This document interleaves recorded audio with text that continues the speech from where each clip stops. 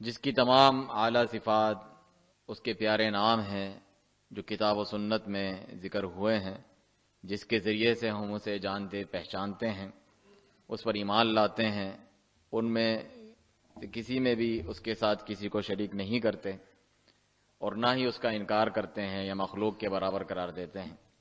اللہ تعالیٰ کے پیارے نام، اعلیٰ صفات اور اس کے رب العالمین ہونے کا یہ تقاضا ہے کہ ہم اسی کی عبادت کریں، اس کی عبادت میں کسی کو شریک نہ کریں۔ یہی کلمہ توحید لا الہ الا اللہ کا معنی ہے۔ اسے اپنے ہر درس میں، ہر خطبے میں ذکر کیے بغیر انسان سنت پر نہیں چل سکتا۔ انبیاء کرام علیہم الصلاۃ والسلام کو بھیجنے کا اصل اور بنیادی مقصد ہی یہ ہے کہ جسے ہمیں بار بار ذکر کرتے رہنا چاہیے۔ ایسا نہیں کہ اسے بس مختصر حمد و ثنا کر کے آگے اپنے موضوع پر چلا جایا جائے، خصوصاً ایسے معاشرے میں جہاں پر مسلمان کہلانے والے، کلمہ پڑھنے والے بھی مختلف قسم کے شرکیات میں مبتلا ہیں۔ انبیاء اور صالحین کی محبت اور عقیدت کے نام پر مختلف قسم کی عبادات میں اللہ تعالیٰ کے ساتھ شریک کیا جاتا ہے۔ دعا کرنا، پکارنا مدد کے لیے سب عبادت ہے۔ پناہ طلب کرنا، دل میں اللہ جیسی محبت، خوف اور امید رکھنا، نظر و نیاز قربانی کرنا، آپ دیکھتے ہیں کہ اللہ کو چھوڑ کے غیروں کے لیے کی جاتی ہیں، پھر بھی سچے پکے ہم عاشق رسول ہیں، عاشق اہل بیت وغیرہ کہلائے جاتے ہیں ایسے لوگ۔ تو بار بار اس کی یاد دہانی کرانا ضروری ہے۔ ہر خطبے کے شروع میں، ہر درس کے شروع میں یہ بات ذکر کی جائے، کیونکہ یہی انبیاء اور رسول علیہم الصلاۃ والسلام کا اصل اور بنیادی مقصد ہے، جو لوگوں کے ذہنوں سے مٹ جائے گا اگر آپ بار بار ذکر نہیں کریں گے۔ کتنے لوگ ہیں مختلف جو ہے جہادی تنظیمیں بنائی ہیں، وہ اس کو اصل مقصد بتلاتے ہیں۔ کسی نے حکومت گرا کے اپنی حکومت بنانے کے لیے مختلف دینی سیاسی جماعتیں، پارٹیاں بنا رکھی ہیں۔ وہ زمین پر جو ہے اپنے اقتدار کی جنگ کو وہ انبیاء اور رسول علیہم الصلاۃ والسلام کا مقصد بتلاتے ہیں۔ کچھ جو ہے دعوت تبلیغ کے نام پر نکل جاتے ہیں اور مختلف من گھڑت روایات، قصے، کہانیاں اور انبیاء کرام اور صحابہ کرام رضی اللہ عنہم جو ہے ان کے طریقے کے مطابق دعوت توحید کی دینا اور شرک کا رد کرنا، سنت کی دعوت دینا، بدعت کا رد کرنا، اس کی پرواہ نہیں کرتے۔ تو ہمارے ممبر و محراب سے انشاءاللہ جو کتاب و سنت اور سلف صالحین کے منہج پر چلنے والے ہیں، جو سلفی عقیدہ اور منہج رکھتے ہیں، جو حقیقی اہل سنہ والجماع اور اہل الحدیث ہیں، آپ بار بار سنیں گے کہ وہ اسی بات کا بار بار ذکر کرتے ہیں اور کرنا چاہیے۔ جو اس سے بور ہو جاتا ہے، اس سے اکتا جاتا ہے، اس کو بیان کرنا چھوڑ دیتا ہے، یا مختلف مفادات کے پیش نظر سب لوگوں کو خوش رکھنا ہے، میرے کچھ دوسرے سیاسی مفادات ہیں، دوسروں کو قریب لانا ہے، اور دنیا کے مختلف مفادات اور لالچیں ہیں۔ انبیاء کرام علیہم الصلاۃ والسلام سے زیادہ تو اس کی پاکیزہ خواہش نہیں ہو سکتی دین کے تعلق سے، جب اللہ تعالیٰ نے انہیں اجازت نہیں دی کہ اس منہج سے، اس مسلک سے پیچھے ہٹو، کہ ہمیشہ توحید کا بیان کرو اور شرک کا رد کرو، وَلَوْ كَرِهَ الْمُشْرِكُونَ وَلَوْ كَرِهَ الْكَافِرُونَ، چاہے کفر و شرک کرنے والوں کو کتنا ہی ناگوار اور برا کیوں نہ گزرے، چاہے ان کی سماعت پر، ان کے کانوں پر یہ بات کتنی ہی جو ہے گراں اور بری انہیں کیوں نہ لگے، کیوں نہ وہ بیزار ہوں، پھر بھی تم اپنے رب کا اکیلے کا ذکر کرو، اس کی توحید بیان کرو، کیونکہ تمام انبیاء اور رسول علیہ السلام کو اسی لیے بھیجا گیا، اور انسان اور جن کی تخلیق کا مقصد بھی یہی ہے، وَمَا خَلَقْتُ الْجِنَّ وَالْإِنسَ إِلَّا لِيَعْبُدُونَ، کہ ہم نے جنوں اور انسانوں کو نہیں پیدا کیا مگر صرف اپنی عبادت کے لیے۔ چنانچہ ایک صحیح منہج پر چلنے والا جو سلفی ہے، اس سے یہ توقع کرنا کہ وہ خطبے کے لیے کھڑا ہوگا آج تو کوئی نئی طریقہ اور طرز وہ اختیار کرے گا، یہ خیال خام خیالی ہے اور یہ صحیح نہیں ہے۔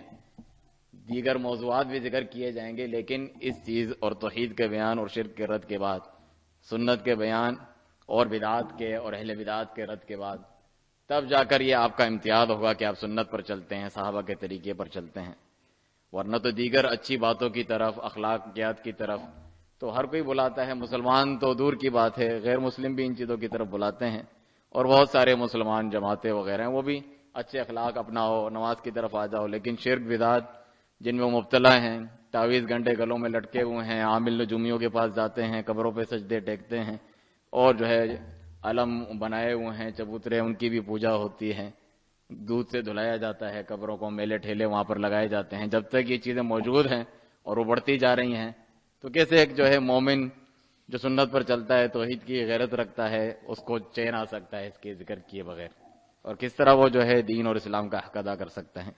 اس لیے اس کا بیان کرنا بہت ضروری ہے۔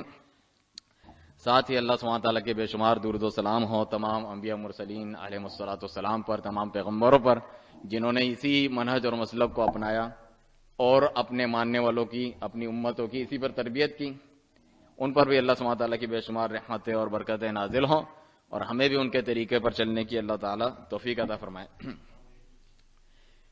اس تمہید کے بعد یہ بات ہر انسان جانتا ہے، خصوصاً ہم مسلمان معاشرے میں رہتے ہیں، سب مسلمان ہیں الحمدللہ. یہ اللہ تعالیٰ کا بڑا توفیق اور احسان ہے. آپ کو صحت دی، آپ کو جو ہے رزق دیا، آپ کو والدین دیے، اولاد دیے، یہ ساری نعمتیں بعد کی ہیں. سب سے بڑی نعمت اسلام کی، ایمان کی دولت آپ کو دی ہے. آپ مسلمان کہلاتے ہیں اور دوسرے اسلام پر نہیں آتے، وہ محروم ہیں، اس سے کافر ہیں، غیر مسلم ہیں. لیکن یہ نعمت جو ہے اس سے بہت سارے لوگ کلمہ پڑھ کے مسلمان کہلا کر بھی دور رہتے ہیں. ان کے ذہن میں بہت ساری جو ہے غلط فہمیاں ہوتی ہیں، شبہات ہوتے ہیں، شیطان انہیں ڈراتا ہے کہ دین کی طرف آؤں گا تو میں کوئی خاص لیول لگ جائے گا، میں مولوی ہو جاؤں گا، بہت ساری جو دنیا کی مزے ہیں وہ میں نہیں کر سکوں گا، جیسا کہ دنیا چھوڑ کر مجھے الگ ہونا پڑے گا اگر میں دین کے اوپر چلوں. اسی طرح عورتیں ڈرتی ہیں ہمارے حقوق مارے جائیں گے، مرد ہمارے پہ جو ہے غالب آ جائیں گے، اور مرد ڈرتے ہیں کہ اسلام نے بہت سے حقوق جو عورتوں سے چھینے گئے تھے، انہیں نہیں دیے جاتے تھے، اگر وہ انہیں دے دیے جائیں گے تو وہ سڑ چڑھ جائیں گی اور معاملات خراب ہو جائیں گے. ایسا نہیں ہے. یہ سب شبہات ہیں شیطان جو دل میں ڈالتا ہے کہ آپ دین پر عمل نہ کر سکیں، دین سے دور ہو جائیں. یہ تو دین نہیں ہے کہ صرف جو ہے جمعے کے خطبے میں آ کے سن کر، وہ بھی آخر میں نماز پڑھنے آ جاتے ہیں بہت سارے لوگ، اور واعظ نصیحت نہیں سننی ہے، مولوی صاحب ایک ہی باتیں بس بتاتے رہتے ہیں. انہیں کیا پتا دنیا کیسے چلتی ہے، کاروبار کیسے چلتا ہے، معاملات کیسے چلتے ہیں. ہماری ساری جو ہے مزے، سہولیات اور تمام چیزیں، خوشیاں ختم ہو جائے گی دین پر عمل کرنے سے. اس کا سبب دو قسم کے گروہ بھی ہوتے ہیں.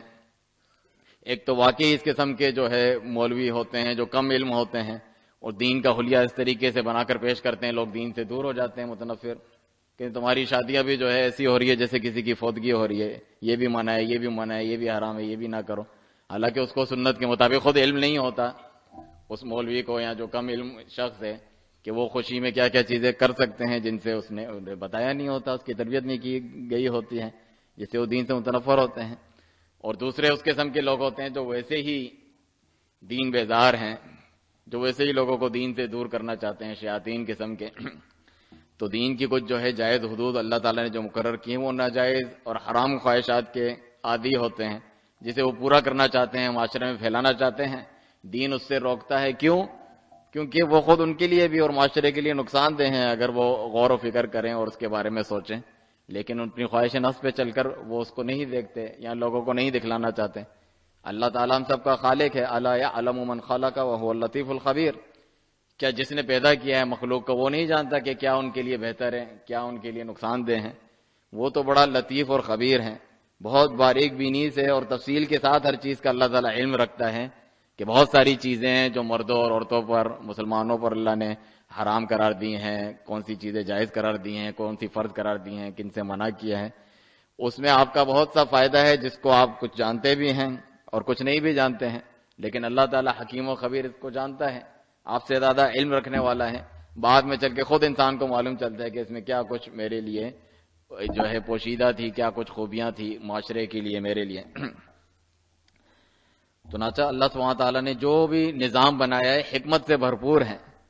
خود دنیا میں ہم دیکھتے ہیں کہ اگر کوئی کسی جگہ کا بڑا ہے، کوئی باس ہے، اس کی جگہ جو ہے کوئی ملازم لے لے، ملازم اس کی حکم چلانے لگے یا وہ اس کی جگہ چلے جائے، نظام بگڑ جاتا ہے. کوئی ادارہ نہیں چل سکتا، کوئی گھر نہیں چل سکتا، کوئی کاروبار نہیں چل سکتا اگر اس طریقے سے ذمہ داریاں کسی کی کسی کو دے دی جائیں، مرد والے کام عورت کرنے لگے، عورت مرد والے کام کرنے لگے، بگاڑ آ جاتا ہے. اس میں اپنا ہی نقصان ہے.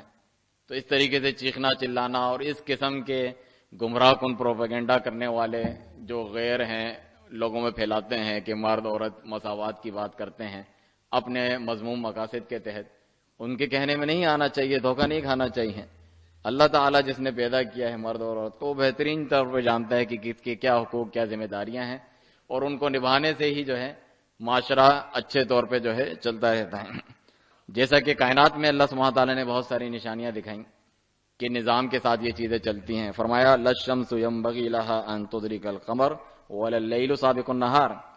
کہ جو سورج ہے اس کو یہ نہیں ہو سکتا کہ وہ چاند کے پکڑ لے یا چاند سورج کو پکڑ لے، نہ ہی جو ہے رات جو ہے دن سے پہلے آ سکتی ہے۔ اگر یہ ہو جائے تو نظام میں بگاڑ آ جائے گا، بلکہ ہر کوئی اپنے دائرے میں چل رہا ہے، ہر کوئی اپنے دائرے میں، کل فی فلک یسبحون، ہر کوئی اپنے دائرے میں گردش کر رہا ہے، چل رہا ہے اپنے نظام کے تحت۔ یہی نظام کائنات میں بھی ہے، انسانوں کو بھی اللہ تعالیٰ نے یہ نظام بنایا۔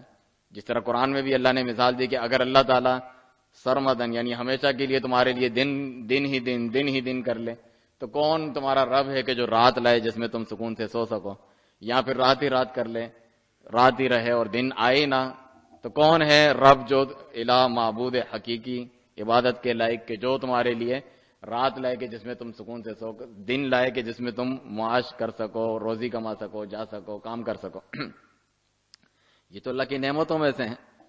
جس طرح دوسری آیت میں فرمایا کہ جو ہے اللہ تعالیٰ نے تمہارے لیے دن کو بنایا معاش کے لیے، کمانے کے لیے، اور رات کو جو ہے تاکہ تم سکون حاصل کرو۔ فرمان باری تعالیٰ ہے اسی تعلق سے، مردوں اور عورتوں کے حقوق کے تعلق سے، کہ وہ جو کچھ اللہ نے اسے صلاحیت دی ہے اس کی تمنا نہ کریں، اور جو اس کو اللہ سبحانہ تعالیٰ نے خصوصیت اور ذمہ داری دی ہے اس کی تمنا نہ کریں، نظام میں بگاڑ پیدا نہ کرے، اپنا ہی نقصان کرے گا۔ فرمان باری تعالیٰ ہے وَلَا تَتَمَنَّوْا مَا فَضَّلَ اللَّهُ بِهِ بَعْضُكُمْ عَلَى بَعْضٍ، اس چیز کی خواہش تمنا نہ کرتے پھرو جس میں اللہ تعالیٰ نے ایک پر دوسرے کو فضیلت دی ہے کہ یہ اس کے کرنے کے کام ہے، یہ اس کے کرنے کے کام ہے۔ لِلرِّجَالِ نَصِيبٌ مِّمَّا اكْتَسَبُوا وَلِلنِّسَاءِ نَصِيبٌ مِّمَّا اكْتَسَبْنَ، کہ مردوں کے لیے وہی کچھ ہے جو وہ کماتے ہیں، اور عورتوں کے لیے وہ کچھ ہے جو وہ کماتی ہیں نیکی میں سے اور گناہوں میں سے۔ وَاسْأَلُوا اللَّهَ مِن فَضْلِهِ، ہاں اللہ سے اس کا فضل و کرم مانگتے رہا کرو، چاہے تم مرد ہو یا عورت ہو، اللہ سبحانہ تعالیٰ سے اس کا فضل و کرم مانگتے رہو۔ ان اللہ کان بکل شیء علیما، بے شک اللہ تعالیٰ ہر وقت، ہر پل، ہر چیز سے باخبر ہے، اس کو ہر چیز کا علم ہے کہ کس کی کیا حقوق اور ذمہ داریاں ہیں، اور جسے پورا نہ کرنے سے تمہارا اپنا ہی نقصان ہے۔ جیسا کہ اللہ تعالیٰ نے مرد کو کہا کہ باہر نکلے، معاش کمائے، روزگار کمائے، جہاد پہ جائے، نیکی کا حکم کرنا، برائی سے روکنا، طلب علم کے لیے باقاعدہ نکلنا جانا، سفر طے کرنا، یہ اس کے کرنے کے کام ہیں۔ اور عورت کے لیے بتائے وہ گھر گھرستی کا جو ہے خیال رکھے، مرد جو ہے اپنے شوہر کا اور اس کے بچوں کی تربیت کا، اور گھر پہ ٹکی رہیں اپنے عزت اور حشمت اور وقار کے ساتھ، اس کے کرنے کے جو کام ہے وہ کریں۔ لیکن اس میں بھی ایک دوسرے کے ساتھ خیر خواہی کا معاملہ ہونا چاہیے، ایک دوسرے کے ساتھ جو ہے مل جل کر تعاون کے ساتھ معاملہ ہونا چاہیے، نہ کہ اس کو کوئی جنگ کی کیفیت بنا دی جائے۔ بہت سے لوگ جو دین سے دور ہو رہے ہوتے ہیں یا متنفر ہوتے ہیں، وہ اس طریقے سے لوگوں کے سامنے پیش کرتے ہیں گویا کہ مرد اور عورتوں کی کوئی جنگ ہے دین پر عمل کرنے پہ، جب ہم شروع کریں گے تو ایک جنگ چھڑ جائے گی کہ اس کے یہ حقوق ہیں، میرے یہ فرائض ہیں، اس کے یہ حقوق ہیں، میں اس کو دبا کے رکھوں، میں اس سے اپنے مطالبات کروں۔ اس طریقے کا معاملہ نہیں ہے، بلکہ اللہ تعالیٰ نے پیار محبت اور تعاون سے اس جو ہے زندگی کو گزارنے کا مرد اور عورتوں کو حکم دیا۔ ایک تو اللہ تعالیٰ نے حکم دیا، دوسرا نبی کریم صلی اللہ علیہ وسلم نے اپنی پاکیزہ سیرت کے ذریعے اس پر عمل کر کے بتلایا، اور سلف صالحین بھی اسی طریقے پر چلتے رہیں۔ جیسا کہ عائشہ رضی اللہ عنہا فرماتی ہیں کہ کان النبی صلی اللہ علیہ وسلم یصنع فی بیتہ، نبی صلی اللہ علیہ وسلم اپنے گھر پہ پوچھا گیا کہ کیا کرتے تھے اپنے گھر پہ۔ رسول اللہ صلی اللہ علیہ وسلم ہمارے صحابہ کے سامنے تو رہتے ہیں، بیٹھتے ہیں، جہاد کی باتیں ہوتی ہیں، درس دروس خطبات ہوتے ہیں، دین کی بات بتاتے ہیں، تو گھر پہ آپ کیا کرتے ہیں اپنے جب گھروں میں اپنی بیویوں کے پاس ہوتے ہیں، اپنے اہل خانہ کے پاس؟ تو فرمایا کانا یکون فی محنت اہلی ہی، کہ وہ اپنے اہل و عیال کی خدمت میں لگے ہوتے ہیں، یعنی گھر کے کاموں میں، کس چیز کی ضرورت ہے، کیا کرنا ہے، ان چیزوں میں لگے ہوتے تھے آپ صلی اللہ علیہ وسلم۔ وَإِذَا حَضَرَتِ الصَّلَاةُ خَرَجَ إِلَى الصَّلَاةِ، دیکھیں کس طرح دین دنیا کو اچھے امتزاج کے ساتھ آپ صلی اللہ علیہ وسلم نے پیش کیا کہ اپنے گھر باہر اہل و عیال کی خدمت میں وہ لگے رہتے تھے، اور دوسری حدیث میں اپنا بھی کام کرتے تھے، اپنے کپڑوں میں خود ہی پیوند لگا دیتے تھے، کپڑے دھو لیتے تھے، اپنی بکری کا دودھ بھی خود نکال لیتے تھے، لیکن جب نماز کا وقت آتا تو نماز کے لیے چلے جاتے ہیں۔ تو دین پر بھی آپ نے مکمل عمل کیا، اور دنیا کو بھی جو ہے نہیں چھوڑا۔ جو لوگ سمجھتے ہیں کہ دین کی طرف آ جائیں ہماری دنیا نقصان ہو جائے گا، ہماری دنیا ختم ہو جائے گی، ایسا نہیں ہے۔ اسی طریقے سے آپ صلی اللہ علیہ وسلم اگر کوئی کمی کوتاہی بھی ہو جاتی، اس میں کبھی بھی جو ہے کوئی کیڑے نہ نکالتے، غصہ نہ فرماتے، بلکہ اچھے طریقے سے درگزر فرماتے، اور اس کی اصلاح فرماتے ہیں. جس طرح فرمایا ابو ہریرہ رضی اللہ عنہ نے کہ ما عاب النبی صلی اللہ علیہ وسلم طعاما قط، رسول اللہ صلی اللہ علیہ وسلم نے کبھی کسی کھانے کی برائی نہیں کی کہ یہ کیسا ہے، اگر پسند ہوتا کھا لیتے ہیں ورنہ چھوڑ دیتے ہیں. تو یہ طریقہ ہوتا ہے اچھے اخلاق کا، جس سے انسان لوگوں کو بھی دین کی طرف راغب کرتا ہے اور خود بھی جو ہے اپنی دین اور دنیا کو سنوارتا ہے. اور جو مرد اور عورت ہوتے ہیں وہ ایک دوسرے سے پیار محبت اور تعاون کا معاملہ کرتے ہیں، نہ کہ جنگ و جدل کا. ایک دوسرے کے جیسا کہ آج کل یہ ہے کہ حقوق و فرائض کی جنگ چل رہی ہے مرد اور عورتوں میں، میڈیا کے ذریعے ہو دوسری چیزوں کے ذریعے سے سن کے آئے دن کے مسئلے یہی ہم سے پوچھے جاتے ہیں. جو ہے عورت کے ساتھ اس کے مرد نے یہ حق تلفی کی ہے، اور جو ہے عورت کہتی ہے کہ میرے ساتھ میرے یہ حقوق نہیں دیے گئے ہیں اور مجھے دبا کے رکھا گیا. تو یہ جنگ چلتی رہتی ہے، جبکہ ایسا نہیں ہے. ایک دوسرے کے ساتھ تعاون بلکہ قربانی تک دینا چاہیے، تو پیار محبت کے ساتھ یہ سلسلہ چلتا رہتا ہے. عائشہ رضی اللہ عنہا فرماتی ہیں، آپ دیکھیں امہات المومنین میں بھی ہمارے لیے بہترین نمونہ ہے. وہ فرماتی ہیں کہ 2 مہینے گزر جاتے تھے، چاند گزر جاتے تھے 2 مہینے کے، کہ ہمیں گھر میں کچھ جو ہے جو روٹی ہوتی ہے وہ نہیں ملتی تھی، یعنی چولہا نہیں جلتا تھا. تو فرمایا ان سے جو ہے عروہ بن زبیر نے کہ اے خالہ، پھر آپ لوگ کیسے زندہ کیسے رہتے تھے؟ یہ کہا جاتا ہے نا دین پہ عمل کریں گے تو آپ کو دنیاوی جو ہے سہولیات اور نہیں ملے گی، آسائشیں نہیں ملے گی، تو کیسے زندہ رہو گے؟ بھوکے مرو گے دین پر عمل کر کے؟ ایسا نہیں ہے. تو فرمایا کہ ہم جو ہے 2 کالی چیزوں پر گزارا کرتے تھے، التمر والماء، پانی پیتے تھے، کھجور کھاتے تھے. کھجور تو اللہ تعالیٰ نے بہترین غذا بنایا ہے جو انسان کو جو ہے کفایت کرتا ہے. لیکن آپ دیکھیں غربت میں بھی انہوں نے ساتھ دیا. نبی کریم صلی اللہ علیہ وسلم کا چھوڑ کر نہیں چلے گئے، یہاں جو ہے چیخنا چلانا شروع نہیں کیا جس طرح ہوتا ہے، بلکہ ایک دوسرے کے ساتھ اور تعاون سے یہ معاملات چلتے ہیں. ایک دوسرے کی تکلیف کو محسوس کر کے جو ہے یہ معاملات چلتے ہیں.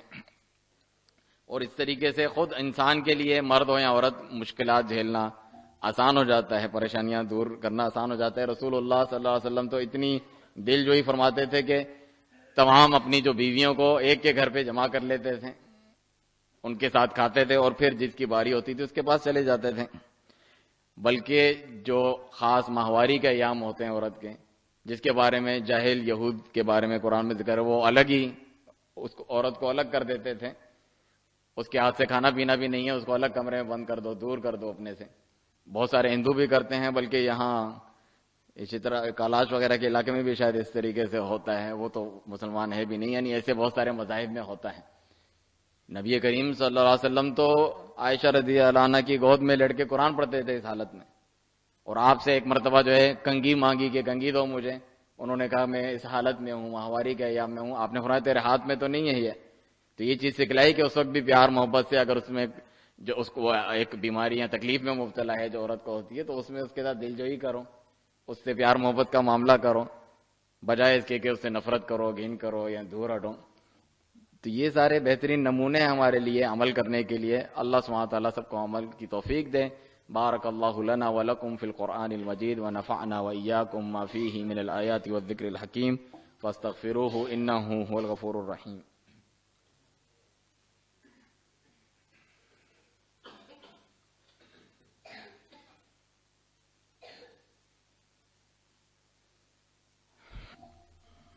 الحمد للہ حمدا كثيرا طيبا مباركا فيه كما يحب ربنا ويرضى. واعلموا أن خير الحديث كتاب الله وخير الهدي هدي محمد صلى الله عليه وسلم وشر الأمور محدثاتها فإن كل محدثة بدعة وكل بدعة ضلالة وكل ضلالة في النار.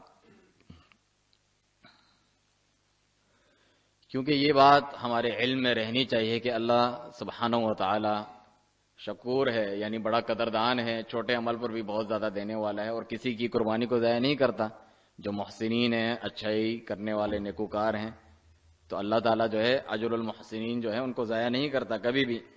بلکہ آپ مرد ہوں یا عورت، اللہ سبحانہ تعالیٰ آپ کو بھرپور آپ کا اجر دے گا. صرف اس وجہ سے کہ آپ عورت ہیں تو آپ کو کم اجر ملے گا، مرد ہیں تو زیادہ، ایسا نہیں ہے. وہ تو مختلف حقوق اور ذمہ داریاں ہیں جو دونوں کی الگ الگ ہیں. فرمان باری تعالیٰ ہے کہ من عمل صالحا من ذکر او انثی، جو بھی نیک کام کرتا ہے چاہے وہ مرد ہو یا عورت ہو، وہو مؤمن، لیکن شرط یہ ہے کہ وہ مومن ہو. جب ہی ہم بار بار ذکر کرتے ہیں کہ اپنا عقیدہ صحیح کرو، ورنہ جتنی بھی قربانیاں دو، نیک اعمال کرو، وہ سب برباد ہیں۔ اللہ تعالیٰ اس کو وَقَدِمْنَا إِلَىٰ مَا حَمِلُوا مِنْ عَمَلٍ فَجَعَلْنَاهُ هَبَاءً مَنْثُورًا، کہ ہم قیامت کے دن ان کے جو اعمال انہوں نے کیے ہیں اس کو بہت بڑی چیز سمجھتے ہیں، ان کے قریب آئیں گے، اللہ تعالیٰ فرماتا ہے اس کو ریت کے ذروں کی طرح اڑا کے ختم کر دیں گے۔ بیکار ہے اگر ایمان لائے بغیر یہ کام کیے ہیں۔ فَلَنُحْيِيَنَّهُ حَيَاةً طَيِّبَةً، اللہ تعالیٰ فرماتے ہیں ہم ضرور اسے اس دنیا میں بھی اچھی زندگی گزروائیں گے۔ اس میں بھی اس بات کا جواب ہے جو ہم کہنے کہ آپ کی دنیا ختم ہو جائے گی اگر دین پر عمل کریں گے، اس کے جو ہے آسائشیں یا مزے جو اللہ نے جائز قرار دیے ختم ہو جائے گا، ایسا نہیں ہے۔ دنیا بھی ہم اس کو اچھی گزروائیں گے، اچھی اور پاکیزہ وہ دنیا گزارے گا۔ وَلَنَجْزِيَنَّهُمْ أَجْرَهُمْ بِأَحْسَنِ الَّذِي مَا كَانُوا يَعْمَلُونَ، اور وہ جتنے اعمال کرتے ہیں ان میں سے سب سے اچھے اعمال کے ہم انہیں بدلے دیں گے۔ اللہ سبحانہ تعالیٰ گناہوں سے درگزر فرماتا ہے، کتنی بڑی اس کا جو ہے رحم و کرم ہے، اور اعمال میں سے بھی جو سب سے اچھے اور اعلیٰ افضل اعمال ہیں ان کا بدلہ آپ کو دیتا ہے، جو آپ چاہتے ہیں کہ سب سے اچھے والے اعمال کا ہمیں بدلہ ملے۔ بلکہ عورت کے لیے تو اور زیادہ آسان فرما دیا، اگر کسی نے عورت کو ایک مومنہ ایک مسلمہ عورت کے دل میں شیاطین انسانوں میں سے جنات نے شبہات ڈالیں کہ اسلام پر عمل کرنے سے اس کی جو ہے آزادی چھن جائے گی، ایسا نہیں ہے۔ جس طرح حجاب کے احکام ہے، پردے میں تو وہ سب سے زیادہ آزاد ہوتی ہے، جس طرح قرآن میں حکم ہے کہ تم جو ہے مومن عورتیں جو پردوں کا حکم ہے اس کے آگے یہی ہے تاکہ وہ ستائی نہ جائیں، پہچان لی جائیں۔ کون چاہتا ہے کہ مجھے ستایا جائے، تنگ کیا جائے؟ اس کے خلاف تو بڑے مقدمے، جھگڑے اور دنیا جہاں میں آپ خبریں سنتے ہیں۔ تو اس سے بچانے کے لیے اللہ سبحانہ تعالیٰ نے آپ کو آزاد کر دیا کہ آپ ان چیزوں سے محفوظ ہو جائیں گے۔ اسی طریقے سے عورت کے لیے تو جنت میں داخلہ اور آسان بنا دیا۔ تمہیں کسی جو ہے بہت تھکن کی یا باہر جا کے جہاد کرنے کی، محنت کرنے کی ضرورت نہیں۔ فرمایا کہ جو عورت، جو مومن مسلمان عورت ہے، 5 وقت نماز پڑھتی ہے، رمضان کے روزے رکھتی ہے، اپنے شوہر کی جو ہے فرما برداری کرتی ہے، اپنی عزت آبرو کی حفاظت کرتی ہے، بس اس کے لیے جنت کے جو ہے 8 دروازے کھول دیے جائیں گے جس میں سے چاہے وہ جائیں۔ تو کتنا آسان ان کے لیے یہ کام رکھا ہے۔ اس پہ بھی انسان کہے کہ مجھ پہ دین میں بڑی سختیاں ہیں اور مجھ پر عمل نہیں کیا جاتا، مجھ سے عمل نہیں ہوتا ہے اس کے اوپر، یا میری دنیا میں کچھ کمی آ جائے گی، ایسا نہیں ہے۔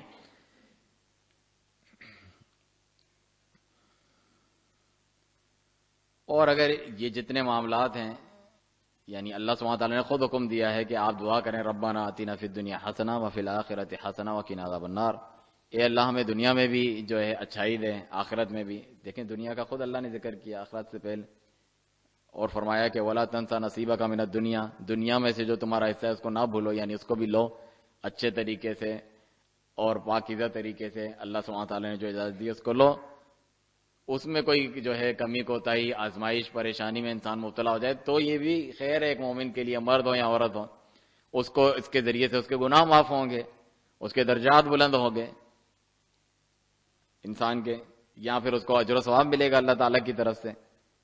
تو ایک مومن تو کبھی بھی جو ہے نا امید نہیں ہوتا۔ اللہ سبحانہ تعالیٰ نے جو تقدیر رکھی ہے، جو چیزیں مقدر کی ہیں، چاہے دنیاوی اعتبار سے ہو، کائنات میں کسی کی فوتگی ہو گئی ہے، کاروبار میں نقصان ہو گیا ہے، مہنگائی ہو گئی ہے، یا پھر جو ہے اللہ کی شریعت کے اعتبار سے کہ عورت کو حکم دیا پردے کا، یا مرد کو کہا باہر جا کے کماؤ، یہ تمام چیزیں اپنی اپنی جگہ بالکل مناسبت سے اللہ تعالیٰ نے رکھی ہیں۔ چنانچہ بالکل باطل تصور ہے جو لوگوں کو دیا جاتا ہے کہ دین پر عمل کرنے سے ہمارے دنیا ختم ہو جائے گی، یا اس کی جو آسائشیں یا سہولیات ہیں ان پر ہم عمل نہیں کر سکیں گے، ایسا نہیں ہے۔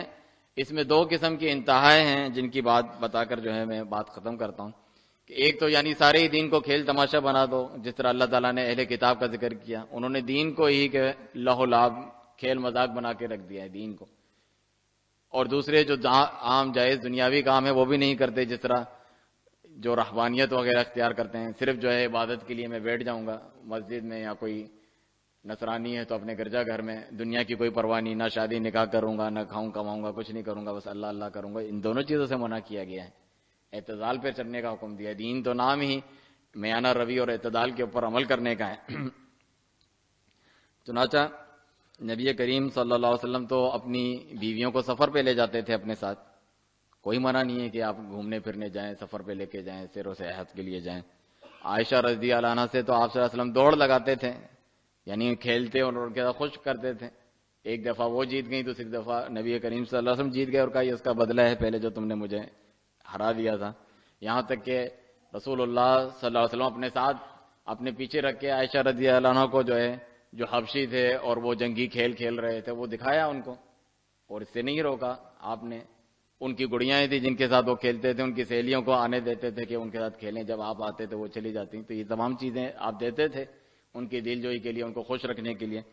کوئی دنیا کی کسی چیز کا یا جو مزے جائز ہیں ان کا کبھی اس سے دین پر عمل کرنے سے نقصان نہیں ہوا، بلکہ اچھے طریقے سے وہ ادا ہوتے ہیں، بلکہ ایسا کرنے سے خود دین میں مدد ملتی ہے، یہ دینی مقاصد میں سے ہیں۔ انسان ایک ہی عمل کر کر کے اکتا جاتا ہے یا بوریت کا شکار ہو جاتا ہے، یا پھر کوئی ایسی کوئی صحت مند کوئی جو ہے ایکٹیویٹی کرتا ہے، کوئی ورزش کرتا ہے، کوئی مختلف قسم کے کام کرتا ہے، اس سے اس کے جسم میں مضبوطی آتی ہے، جس سے وہ دین کا کام کر سکتا ہے، جہاد کر سکتا ہے، قیام کر سکتا ہے، روزے زیادہ رکھ سکتا ہے۔ تبھی فرمایا کہ المؤمن القوی خیر واحب الی اللہ من المؤمن الضعیف، کہ ایک طاقتور، ایک صحت مند جو مومن ہے ایمان میں بھی اور اس کے علاوہ بھی، وہ زیادہ قریب ہے اللہ تعالیٰ کے ایک ضعیف مومن سے جو اپنے ایمان میں یا دوسری چیزوں میں کم ہے، کیونکہ وہ زیادہ اچھے طریقے سے یہ چیزیں ادا کر سکتا ہے، جبکہ دوسرا وہ چیزیں ادا نہیں کر سکتا۔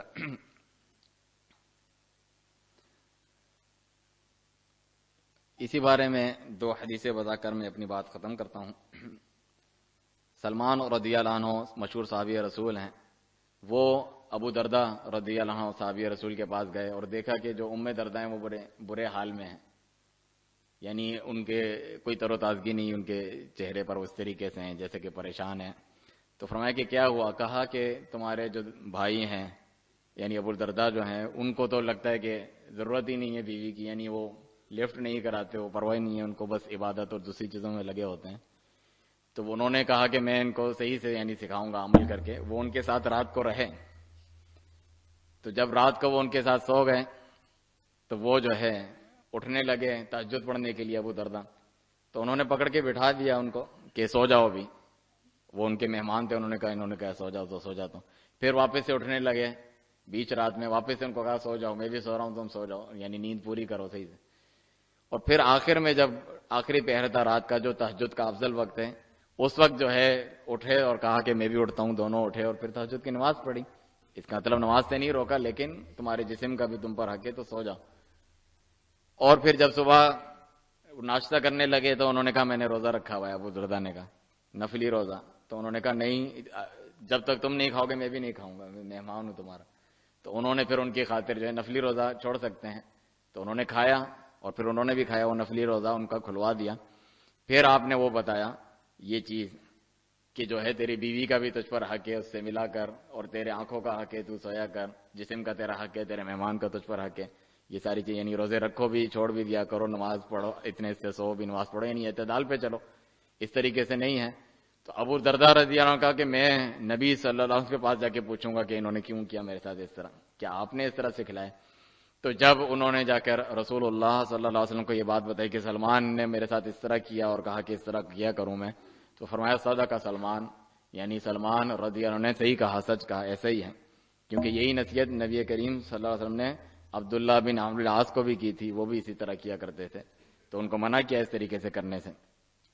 اور دوسری حدیث حنظلہ رضی اللہ عنہ کی کہ وہ ایک دن دیکھا ان کو پریشان حال ابو بکر صدیق رضی اللہ عنہ نے، اور ان سے کہا کہ کیا وجہ ہے کہ آپ پریشان ہیں؟ تو انہوں نے عرض کی کہ میں کیا آپ کو اپنا حال بتاؤں، میں تو منافق ہو گیا ہوں۔ انہوں نے کہا کیا ہو گیا، تم منافق ہو گئے ہو؟ کہا ہم جب رسول اللہ صلی اللہ علیہ وسلم کی مجلس میں ہوتے ہیں، آخرت کی باتیں ہوتی ہیں، جنت جہنم کی، ہم سمجھتے ہیں بس یہی ہے، ہمیں جنت جہنم نظر آنے لگتی ہے، اتنے قریب سے ہم دیکھتے ہیں آخرت کو، دین کی بات کو، اور دل ہمارا بالکل موم ہو جاتا ہے، نرم ہو جاتا ہے کہ بس اب یعنی دنیا کی کوئی غرض نہیں، ہم آخرت کا سوچیں گے، عبادت کریں گے، یہی چیزیں کریں گے۔ جب ہم اپنے بیوی بچوں میں جاتے ہیں، یعنی اپنے گھر واپس لوٹتے ہیں، تو ان کے ساتھ کھیلنے کودنے اور ان چیزوں میں لگ جاتے ہیں، اور یہ چیز ہمارے دل میں وہ والی کیفیت نہیں رہتی جو اس وقت تھی، دل میں خشیت اللہ تعالیٰ کی یہ چیزیں نہیں رہتی ہیں، تو یہ تو منافق ہیں ہم، یعنی سامنے کچھ ان کے پاس اور پیچھے کچھ، یہی تو منافق ہوتے ہیں۔ تو ابو بکر صدیق رضی اللہ عنہ بھی ڈر گئے کہ یہ تو میرے ساتھ بھی ہوتا ہے، سب کے ساتھ یہ ہوتا ہے، چلو چل کے رسول اللہ صلی اللہ علیہ وسلم سے پوچھتے ہیں کہ کیا معاملہ ہے، ہمارے ساتھ تو یہ ہوتا ہے۔ تو جب رسول اللہ صلی اللہ علیہ وسلم کے پاس یہ بات جا کے ذکر کی، اپنی اس کیفیت کا ذکر کیا، تو آپ صلی اللہ علیہ وسلم نے فرمایا کہ ایسے ہی تو ہوتا ہے، کہا ایک وقت ہوتا ہے بیوی بچوں دنیا کے لیے، ایک وقت ہوتا ہے تمہارے دین کے لیے، تو ایسا نہیں ہے کہ ہر وقت تمہاری وہ کیفیت رہے. اگر تمہاری ایسی کیفیت ہو تو فرشتے آ کے تم سے مصافحہ کریں, سلام کریں, یعنی تم تو فرشتوں جیسے ہو جاؤ گے. یہ تو نہیں ہو سکتا. انسان یہ دونوں چیزوں کو لے کر چل رہا ہوتا ہے ساتھ. کسی حرام میں مبتلا نہیں ہوتا, اللہ کی نافرمانی میں نہیں, لیکن دنیا داری کو وہ ساتھ چلاتا ہے. اسی پر ائمہ کرام نے باب باندھے کہ آخرت کی یاد ہمیشہ رکھنی چاہیے, لیکن دنیا کے معاملات میں بھی انسان کبھی پڑھتا ہے اور اس کو پڑھنا چاہیے, تو اس کو منافقت قرار نہیں دی. تو اللہ تعالیٰ سے دعا ہے کہ ہمیں دین پر, اپنے دین اور دنیا کو ساتھ لے کر چلنے کا جو دین نے اور اسلام نے اور نبی کریم صلی اللہ علیہ وسلم نے اپنی سیرت کے ذریعے سکھلایا ہے اس پر عمل کرنے کی توفیق دے, اور اسلام کی ایسی صورت جس پر ہم عمل کریں, لوگوں کے لیے اچھا نمونہ بنیں. وجعلنا للمتقین اماما, جس طرح ہمارے بیوی بچوں کو ہمارے آنکھوں کی ٹھنڈک بنا, جس طرح قرآن میں نیک بندوں کی دعا ہے. اور فرمایا کہ وجعلنا للمتقین اماما, جو اچھے نیک لوگ ہیں ان کے لیے ہمیں نمونہ بنا, کہ ہم اس طریقے سے دین دنیا کو ساتھ چلانے والے بنے کہ جو لوگ دین سے متنفر نہ ہوں, دین کے صحیح احکام بھی وہ جاننے والے ہوں, اور اللہ تعالیٰ کی کسی نافرمانی میں بھی مبتلا نہ ہوں, اور تمام حقوق اور فرائض مرد ہوں یا عورت ان کو ادا کرنے کی توفیق عطا فرمائے. ربنا آتنا في الدنيا حسنة وفي الآخرة حسنة وقنا عذاب النار. ربنا ظلمنا أنفسنا وإن لم تغفر لنا وترحمنا لنكونن من الخاسرين. سبحانك اللهم وبحمدك أشهد أن لا إله إلا أنت أستغفرك وأتوب إليك.